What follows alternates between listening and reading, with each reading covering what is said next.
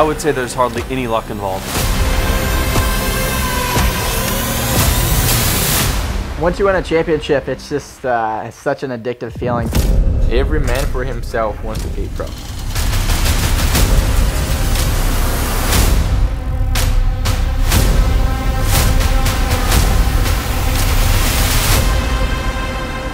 Being a champion is definitely the hardest part of the sport. It takes a lot of consistency. I've been out here for a long time, and I've never felt as good as I do right now.